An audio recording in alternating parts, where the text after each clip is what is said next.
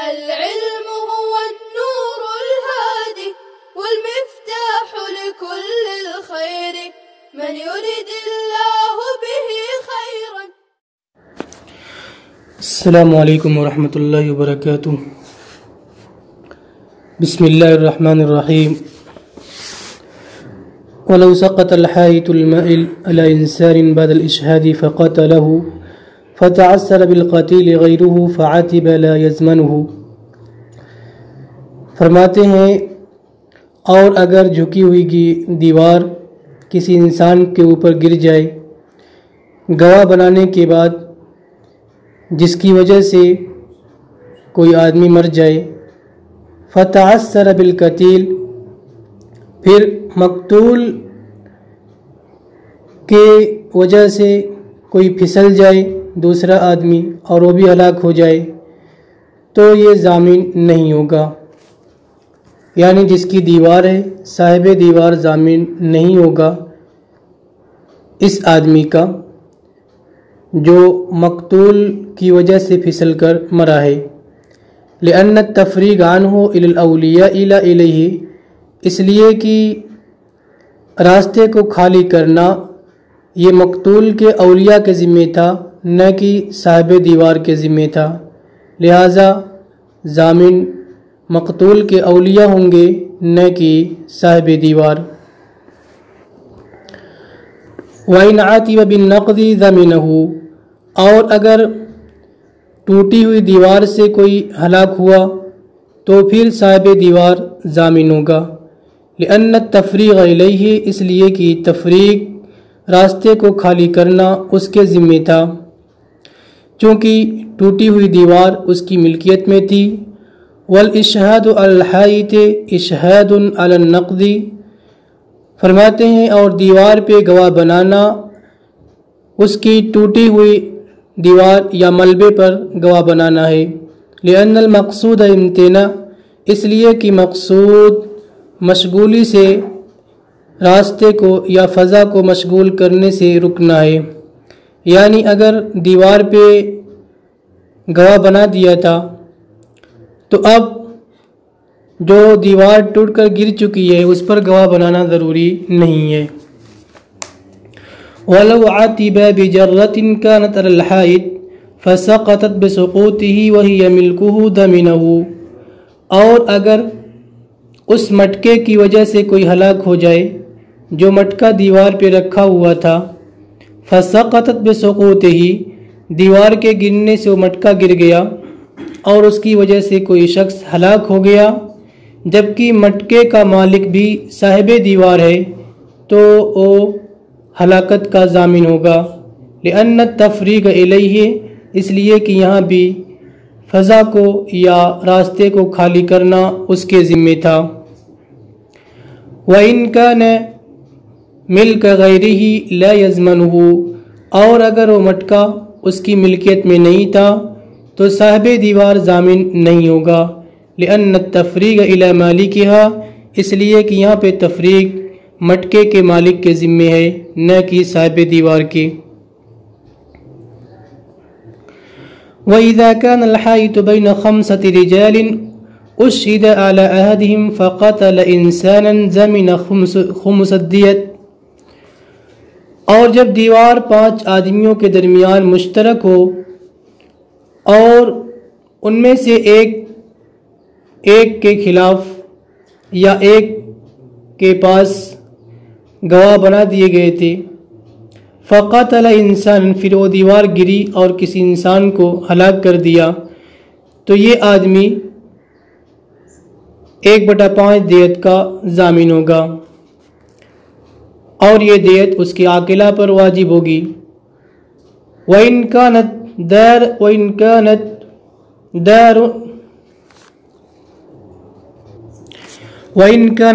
بَيْنَ 3 نَفَرٍ،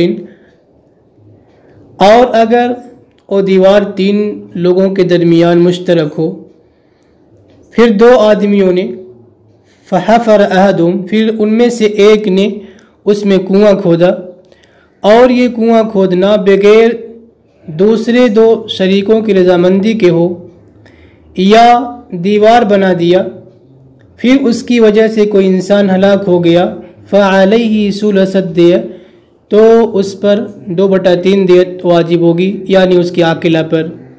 وہذا عند ابی حنیفہ، اور یہ امام ابو حنیفہ رحمۃ اللہ علیہ کے نزدیک ہے۔ وقال علیہ نصف الدیہ، صاحبین رحمہ اللہ کے نزدیک آدھی دیت واجب ہوگی اس کی عاقلہ پر دونوں صورتوں میں۔ صاحبین رحمہ اللہ کی دلیل یہ ہے کہ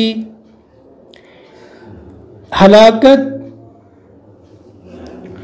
اس کے حصے کی وجہ سے جس کے اوپر گواہ بنائے گئے تھے اس کا اعتبار کیا جائے گا، اور جس پر گواہ نہیں بنائے گئے تھے اس کے حصے کی وجہ سے ہلاکت کا اعتبار نہیں کیا جائے گا، لہذا وہ حدر اور ضائع بیکار مانا جائے گا۔ فکان قسمین، تو جس پر گواہ بنائے گئے اس کا اعتبار ہوگا، جس پر گواہ نہیں بنائے گئے اس کا اعتبار نہیں ہوگا، تو 2 قسمیں ہو گئیں۔ فکان قسمین، 2 قسمیں ہو گئیں۔ فانقسم نصفین، لہذا زمان بھی 2 قسموں میں منقسم ہو جائے گا، یعنی آدھا واجب ہوگا۔ جیسا کہ گزرا کہ اگر شیر کسی کو زخمی کر دے، کاٹ لے، اور سانپ ڈس لے، اور کوئی آدمی زخمی کر دے، تو اس صورت میں زخمی کرنے والے آدمی پر نصف دیت واجب ہوتی ہے۔ وَلَهُ أَنَّ الْمَوْتَ حَصَلَ بِعِلَّةٍ وَاحِدَةٍ، امام صاحب کی دلیل یہ ہے کہ موت ایک علت کی وجہ سے حاصل ہوئی ہے، اور وہ ثقل مقدر ہے یا اور عمق مقدر ہے، یعنی مخصوص دیوار کا بھاری پن یا کنویں کی مخصوص گہرائی، یہ اصل علت ہے۔ لأن اصل ذلك ليس بعلة، اس لیے کہ اصل ثقل یا اصل عمق یہ علت نہیں ہے، چونکہ یہ اس کی مقدار تھوڑی ہے۔ حتى يعتبر كل جزء علة، یہاں تک کہ ہر جز کو علت مانا جائے، پھر تو بہت ساری علتیں جمع ہو جائیں گی۔ وَإِذَا كَانَ كَذَلِكَ، اور جب معاملہ ایسا ہے تو پھر ایک علت کی جانب منسوب کیا جائے گا۔ جب علت ایک ہو جائے گی، ثم تقسم على اربابها، پھر ان کے مالکوں پر تقسیم کی جائے گی ملکیت کے بقدر، بخلاف الجراحات، برخلاف جراحات کے، یعنی شیر نے اس کو زخمی کیا اور سانپ نے ڈس لیا، پھر دوسرے آدمی نے اس کو زخمی کیا، تو یہاں پہ علتیں الگ الگ ہیں۔ فَإِنَّ كُلَّ جِرَاحَةٍ عِلَّةُ التَّلَفِ بِنَفْسِهَا، اس لیے کہ یہاں پہ ہر زخم خود بذات خود ہلاکت کی علت ہے، چاہے وہ زخم چھوٹا ہو یا بڑا ہو، علی ما عرف، جیسا کہ پیچھے معلوم ہو چکا۔ الا ان عند المزاحمت اضیف الى الکل لعدم الاولویہ، مگر یہ کہ مزاحمت کے وقت تمام کی طرف منسوب کیا جائے گا اولویت کے نہ ہونے کی وجہ سے، چونکہ یہاں پہ شیر یا سانپ وہ تو ضامن ہو نہیں سکتے، اس لیے آدمی کی طرف منسوب کی گئی اور ان کے حصے کی دیت معاف ہو گئی۔ باب جنایت البہیمہ والجنایت علیہا، جانوروں کی جنایت اور جانوروں کے خلاف جنایت کا بیان۔ قال، فرمایا، الراکب ضامن لما اوتات الدابہ ما اصابت بیدها او رجلها او راسها او قدمت او خبتت، سوار ضامن ہوگا اس چیز کا جو جانور نے، چوپائے نے روندا ہو، یا اپنے اگلے پیر سے حملہ کیا ہو، یا پچھلے پیر سے حملہ کیا ہو، یا سر سے حملہ کیا ہو، او قدمت، یا دانت سے کاٹا ہو،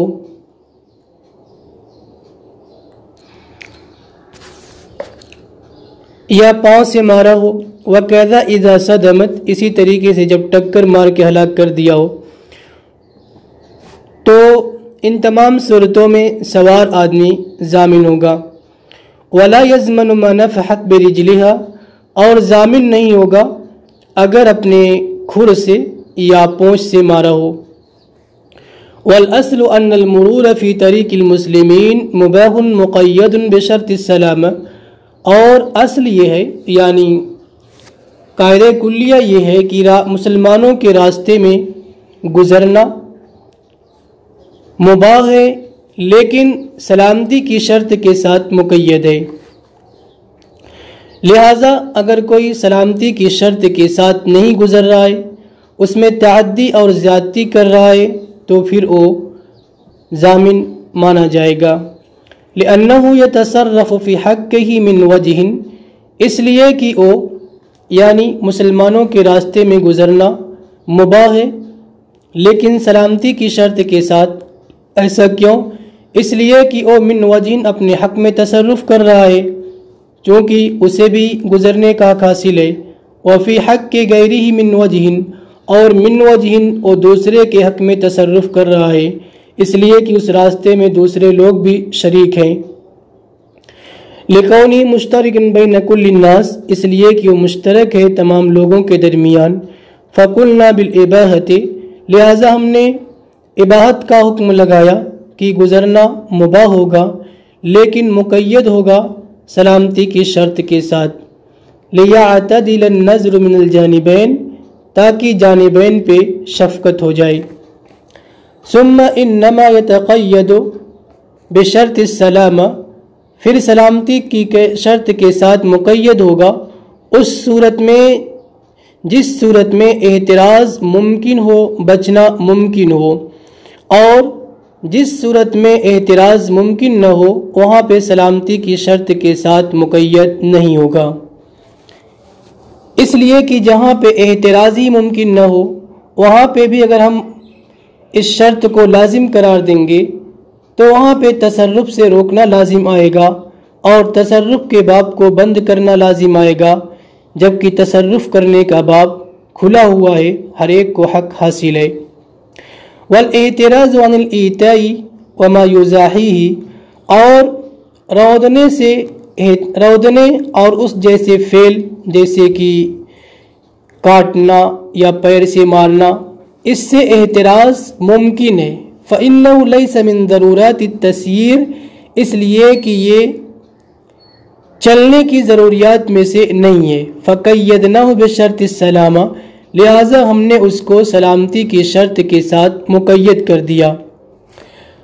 اور کھر سے مارنا، پونچھ سے مارنا، اس سے احتراز ممکن نہیں ہے چلنے کے ساتھ دابہ پر، لہٰذا یہ اس کے ساتھ مقید نہیں ہوگا، یعنی سلامتی کے وصف کے ساتھ مقید نہیں ہوگا۔